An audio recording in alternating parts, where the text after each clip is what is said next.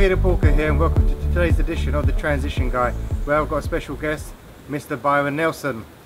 Now, welcome Byron. Man, thank you for having me. So today, Byron's got an interesting story, and just to give you a little sort of preamble on what that is, most of us, a huge proportion of entrepreneurs, come from a place of adversity. And really, a lot of people say, well, things are not fair, this is not fair. I mean, that's absolute bullshit. The reality is this. Everyone says, well, I'm defined by where I've grown up, what my beginnings are like. I disagree, and Byron's a great example where you're not defined by where you have been born, where you have been raised, but defined by your journey. So Byron, can you please tell your story? My story is simple. I was born in Chicago. Yep. At a young age. There's an old sitcom called The Jeffersons. I remember The Jeffersons. And so our family was like The Jeffersons. They just kept moving up. I was blessed in having great parents. But the adversity where we lived was still, and is still, a war zone. In fact, in Chicago, more people have died in the last 7 years than in all of their Iraq and Iran wars combined. And it's still going on right now, which I'm on several boards and making a difference there. Well, so at a young age at Chicago, we left there for me not to be a statistic, hopefully, prayerfully, but we moved to Compton, which was not much better. And actually, that was properly defined in a recently released movie. Yes, exactly. With all NWA, the hip hop movement, and everything else. But when you look at that, actually, the inception of the Pyrus, which is a gang, very well-known, renowned gang, and the Crips was born out of a block from each on one side and the other side where I lived. Okay. And so many scars to be able to show that. But in that evolution of being born into and out of many of the different war zones was something that was just really extraordinary. Because my parents put me in a good school, so I was always fighting in school or getting into challenges there because it was a white school. And then I go back home, and then I was in Oreo. To them, I was a white black guy. Right. So I ended up fighting when I got home, and it became a very, very challenging journey. At a young age, it really forced me to become an introvert. Not that I was natural. Some people are born naturally an introvert and then have to pull themselves out. I was forced into being an introvert at a very young age. So what was the turning point for you? The turning point was at a time in which I want to say it was roughly about 7th or 8th grade. But at a young age, I started with Curious George, was a book that now they've turned into a cartoon. It's still around 50 years later. But I was always curious. And I was always by myself, so I could relate to Curious George. He was always going off wandering, looking for things, seeking things. Then my mother, because we didn't have any money, we didn't have anything, and I was at this one school, this one private school, while I was in Compton, and because we couldn't afford any costumes, we had an avocado tree, and my mother went up there and pulled all the leaves off and bought me some green stockings and made me a Peter Pan outfit, and I came in first place at school. I think that was one of the first turning points to make me believe that anything was possible when you have nothing. That went to about 11, 12 years old when my father handed me Think and Grow Rich. And by the way, if you don't know the book Think and Grow Rich, it's by Napoleon Hill. It's one of the classics on law of attraction. 100%. And that led to about 14 years old, he gave me an old VHS tape that said The Strangest Secret by Earl Nightingale. Another great classic. And each of these opened up my mind to what was possible, where I couldn't see anything. So I started to dream, I started to have visions. We would drive by homes and just envision ourselves living in different neighborhoods. And you know what, I think that's the biggest thing for entrepreneurs, is that they go into business with a dream, and somewhere down the line they lose that dream, they don't have that vision, and they just end up going through the motions. Exactly. And you just hit on a point more so than anything else, Peter, and that is, it's amazing how the people that have no eyes have greater sight. One of my close friends right now is Stevie Wonder. I was with him at his birthday last year. Me and 3 other people, we went and took him out. and he did an impromptu concert right there on the Oh, spot. that's beautiful. And that's one of the things I sought out. I started seeking out extraordinary people to surround myself with that did things that most people could never do, that stretched my mind and eyesight to seeing what was possible for myself, which got me into the entertainment industry. Can't sing, can't dance, can't do any of that, but I had a business mind. And so I started with a spring break, truly creating concerts, fashion shows in college. That evolved into me doing clubs, that evolved into me doing concerts, that evolved into me becoming a conduit for amazing artists like Tamia and Tyrese way back in the day. I'm shy of people that I had a hand in, something, Brian McKnight, which we did several events for him. So then that was where my first turning point was, is to be around. It just kept escalating. And I kept positioning myself around people that had extraordinary eyesight. I don't want to say extraordinary talent, because not everyone that is extraordinary has extraordinary talent. That's so true. You know what's interesting, actually, you can attest to this, being on the island with Richard, he does exactly the same thing. 100%. And what we saw in the Q&A yesterday, Oh man, it was priceless to understand. In fact, that's probably my greatest takeaway.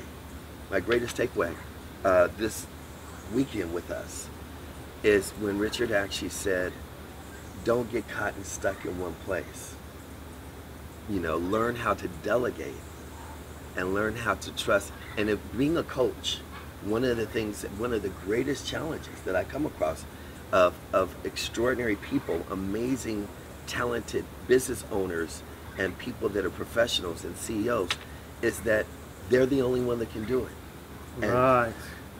And they get stuck there because they don't want to trust, and their trust factors, their trust issues keep them a slave to their own vocation. Well, we've seen that as well on this trip as well. 100%. So it's interesting because business owners, entrepreneurs, they do convince themselves of their own bullshit. Exactly. They do believe that there's nobody else better than them. Right. But the reality is, do you know what? You haven't found that person that is better than you. But with 7 billion people on the planet, there are plenty of people to choose from. That's so true. That is the best. That's one of the most amazing things, is if you can let go and learn how to leverage. I think that is the one of my favorite words in business is leverage. Yeah. You know, me and Darren Hardy had a conversation of Success Magazine about a year ago, and he was sharing with me, and it was after that conversation I had with him, I went and picked up The Compound Effect. Yeah, so that's a beautiful book. Right, right. Just little things over a long period of time. Everybody's looking for a quantum leap. Everybody wants to be the deal right now, instead of understanding one step at a time, one inch at a time, and things just compound. And if they take on a tidal wave and a tsunami when you least expect it, if you just keep doing the little things consistently and not become incarcerated to your own thought process. Well, and to be honest, I mean, if we look at Richard, I mean, it's amazing how he's become an overnight success over 50 years. Right, exactly, exactly. And he did say last night, 50 years in business. Exactly. It is that, and he is a great example of the compound effect. In fact, watching him play tennis, Right. he never started off as a great tennis player. Exactly. And as James said, I mean, I interviewed James earlier, and he was saying he's on the court every morning, sometimes twice a day. And it's that little bit marginal gain, that allows you to have a pretty decent level of tennis. Yeah, and that's our little, I mean, all of our little steps got us here to be around. One of the things that I've been, I did a coaching session the other day. I said, being from the streets, we have a saying, everybody thinks they're a gangster until they meet a real gangster. Absolutely.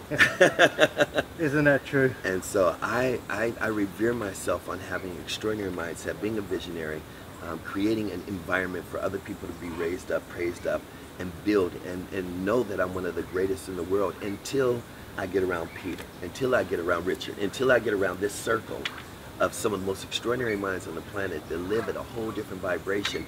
You realize how much further you need to expand. And that's why we're here, right? That's 100% why we're here. But what's interesting is, like, you're now out of entertainment. And what's interesting is that once you experience success, you can have success at many different levels. Yes. And the top athletes out there, And I give you a great example was Usain Bolt. Now, the fastest man on the world, never really played football, has a passion for football, could easily play in a top tier team Yes. because he has that natural ability for sport. 100%. So you got rid of this part of your journey now is really interesting for the viewers because you really stepped your game up. Right. I mean, now you're playing at a totally different level as a coach, as a professional speaker, as a thought leader. Right. Tell us about that. So the evolution of where that came from is as I got past Think and Grow Rich, as I got past Strangest Secret in the World, I became thirsty. Right. I became famished for self-empowerment, for growth, for transformation. And when you're talking about growth, are you talking about growth as in growing as oneself, self-education? All of the above. Everything that grows you as a human being, that grows human equity. And you know what I find? That's probably the greatest restriction that entrepreneurs have, is that they're phenomenal technicians in their business, but they don't learn. Right. They just earn. Well, that plays into the cliche of most are busy being broke. You know, and I like that one, but Yes. it's so true. Yeah, they're busy being broke, and it's not. And broke is on so many different levels because money's relative. We aren't talking about money. They're broke with their family, or they're broke with their social. They're broke with their health. They're broke with their emotions. They're constantly running around, but they have the title, the cars, the houses, and all the materialistic stuff you can't take with you when you die. But they don't have this. No. They don't have this. They don't have a lifestyle of legacy. And I suppose in order to get that lifestyle of legacy, you really got to have a balance in your life. Yes. Where it's got to be over many different areas, whether it's got to be a mixture of health, spirituality. You've got to have some money. But I mean, one thing I've noticed with a lot of the people on the island with us, they're very physically fit. Right. And Richard was saying that, right? Yeah. When he was asked in the Q&A yesterday, one of the things he pointed out was, I've learned to delegate so I can take advantage of the things that are most important to me, being in family, health, and peace and balance. And that's everything. That equilibrium of understanding those different key points of value systems that the average person doesn't do or take advantage of. Yeah, I think that's more of a choice. They choose It not is to a do choice. it. And I suppose the advice I can give to all that sort of the people who have tuned into today's episode is really, you need to make a conscious decision. If you want to really become the entrepreneur that does great things, you first need to learn to become great. And we all have greatness inside of us, right? 100%. Right. Be the leader, be the example that people want to follow. And you've got an exciting year ahead of you now. Oh, I'm so excited.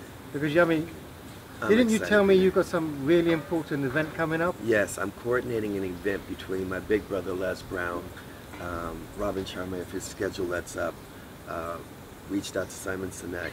We're putting together a whole thing in the first quarter of next year, at the latest. That is going to be a transformation, a complete. I call it the ultimate transformation. And those just a few of the people. Obviously, it's predicated on people's schedules, so I don't want to put other people out there without a contract. But what we're putting together is with some of the most amazing minds and souls on a tour for 2018. My book is being released next year, first quarter, which is No Network, No Net Worth. Absolutely. So, and then I have one for young men, because of where I'm from.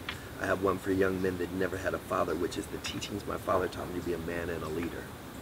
Because everything that I see in society of so many single mothers and so many young men that never had a father, I think contributes to to all of the devastation that's going on. And to no fault except for society itself that doesn't take responsibility. So my father used to say all the time, either you're the problem or be part of the solution.